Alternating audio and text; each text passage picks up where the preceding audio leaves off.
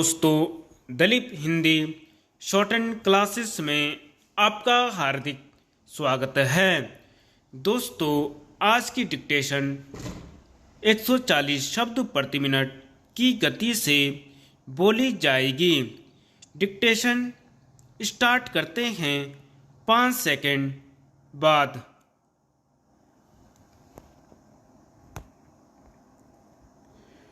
माननीय उपसभापति जी, मैं देश के विभिन्न भागों में सूखे एवं बाढ़ से उत्पन्न हुई स्थिति पर माननीय वित्त मंत्री जी का ध्यान आकर्षित करने के लिए खड़ा हुआ हूं।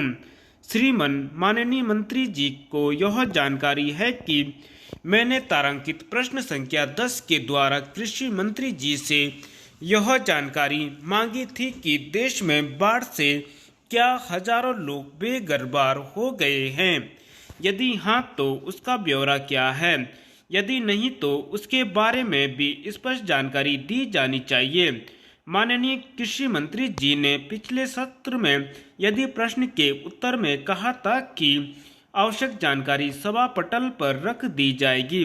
क्या मंत्री जी यह बताएंगे कि यह जानकारी अभी तक क्यों नहीं सदन के पटल पर रखी गई? क्या यह सच है कि विभिन्न राज्यों में बाढ़ और सूखे से भारी क्षति हुई है, जिसमें करोड़ों रुपए का नुकसान हुआ है?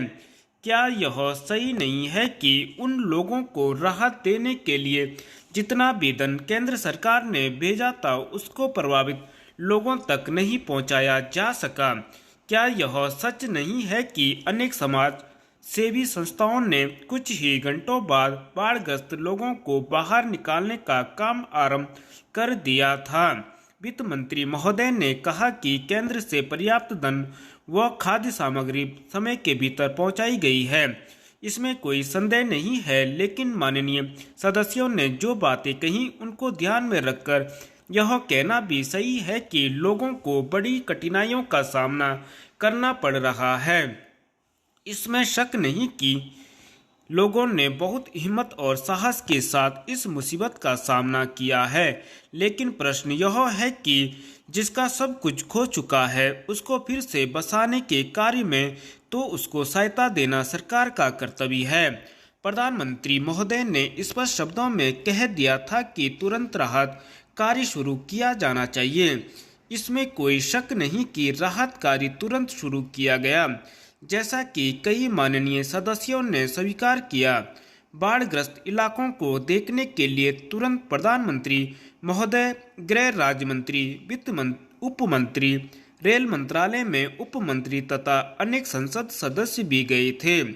पिछले 2 सत्रों में इसी सदन में बाढ़ और सूखे की समस्या पर अतारांकित प्रश्न के उत्तर में कृषि मंत्रालय में उप मंत्री ने यह बताया था कि बाढ़ की समस्या को हल करने के लिए एक योजना केंद्रीय स्तर पर बनाने के बारे में राज्यों की सरकारों से विचार विमर्श चल रहा है।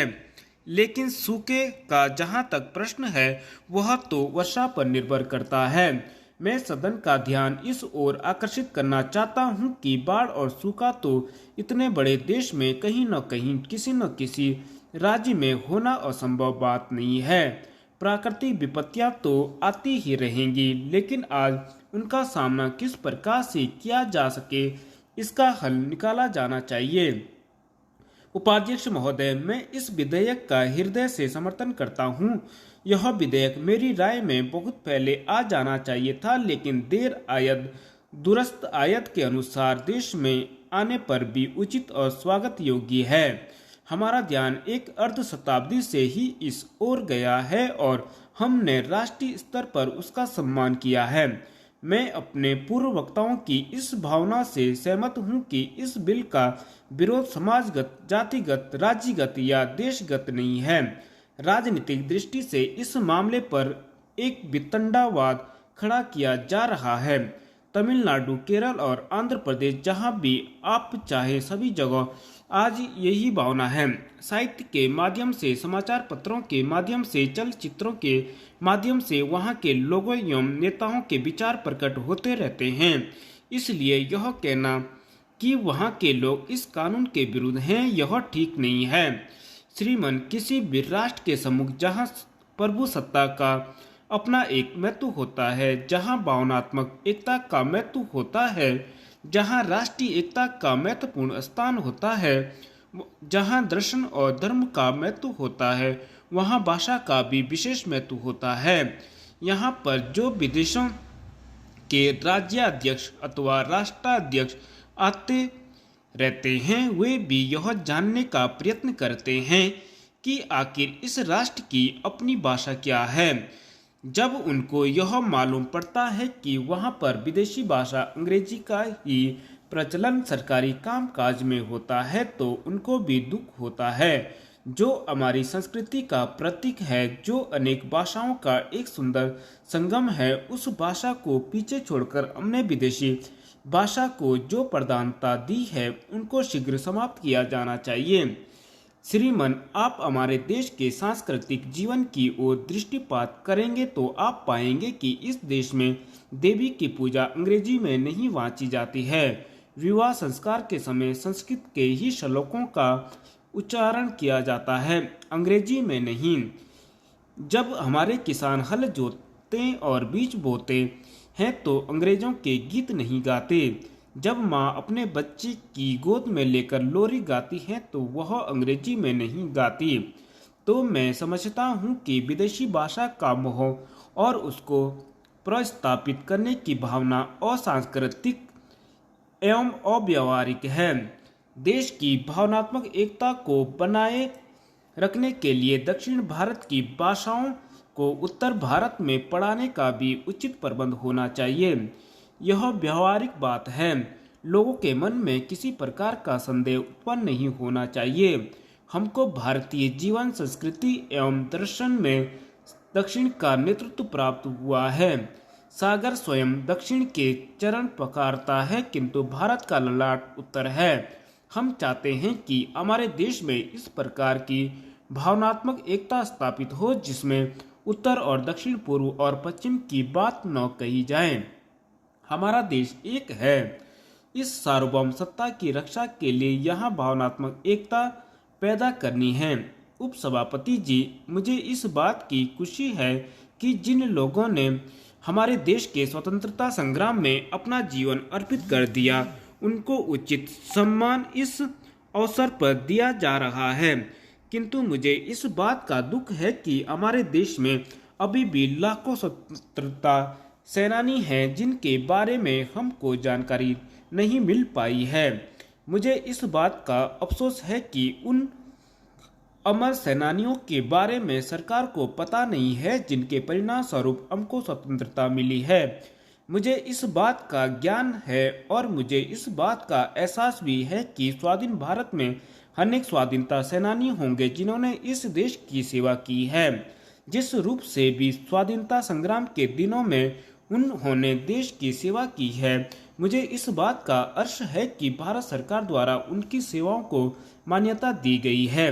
मुझे इस बात की जानकारी नहीं है कि राज्य सरकारों द्वारा ऐसे देशभक्तों और महापुरुषों को किसी प्रकार की सहायता दी गई है या नहीं, जिससे कि उन्हें भी आभास हो सके कि उनकी सेवाओं की प्रतिष्ठा हुई है। लेकिन मुझे इस बात का फक्र है कि कई राज्यों में उनकी सेवाओं के फलस्वरूप उनको अनेक प्रकार की वित्तीय सुविधाएं मिली हैं। मैं समझता हूं कि इससे भी आगे बढ़कर हमको उनकी सहायता करनी चाहिए। मैं समझता हूं कि इससे भी आगे बढ़कर हमको उनकी सहायता करनी चाहिए। जो लोग देश के लिए अपने प्राण न्यौछावर कर चुके हैं, उनके लिए हम श्रद्धांजलि अर्पित करने के सिवाय और कुछ नहीं कर सकते हैं। किंतु उनके आश्रितों को तो आर्थिक सहायता दी जानी चाहिए। स्वतंत्रता संग्राम के सिपाही जो अभी भी जीवित हैं, उनको सरकार ने उदारतापूर्वक पेंशन देकर उनकी सहायता की है। मैं नहीं समझता हूँ कि इस प्रकार के बहुत से लोग होंगे जिनको अभी तक पेंशन नहीं मिल पाई होगी। मुझे इस बात की बड़ी खुशी है कि सरकार ने इस दिशा में पहल करके पेंशन योजना को उदार बना दिया है, ताकि पर्याप्त सबूत के अभाव में कोई स्वतंत्रता सेनानी पेंशन लेने से वंचित न रह जाएं। ऐसे व्यक्तियों के लिए सरकार ने यह प्रबंध किया है कि यदि कोई भी स्वाधीनता सेनानी जो उसके साथ जेल में रहा हो इस बात को प्रमाणित कर दे तो उसे पेंशन दे दी जाएगी। मुझे इस बात की आशा थी कि पेंशन की राशि महंगाई को ध्यान में रखकर निश्चित की जाएगी और कम से कम या अधिक से अधिक राशि भी निश्चित कर दी जाएगी। मुझे इस बात की आशा थी कि पेंशन की राशि का समुचित आधार तय किया जाएगा, लेकिन मैं नहीं समझ सका कि इसका आधार क्या रखा गया है। मुझे इस बात की आशा नहीं है कि अभी इसको बढ़ा दिया जाएगा, लेकिन मुझे इस बात की आशा जरूर है कि भविष्य में सरकार इस बात पर विचार करेगी और इस योजना के फलस्वरूप बहुत से लोग पेंशन पाएंगे। धन्यवाद।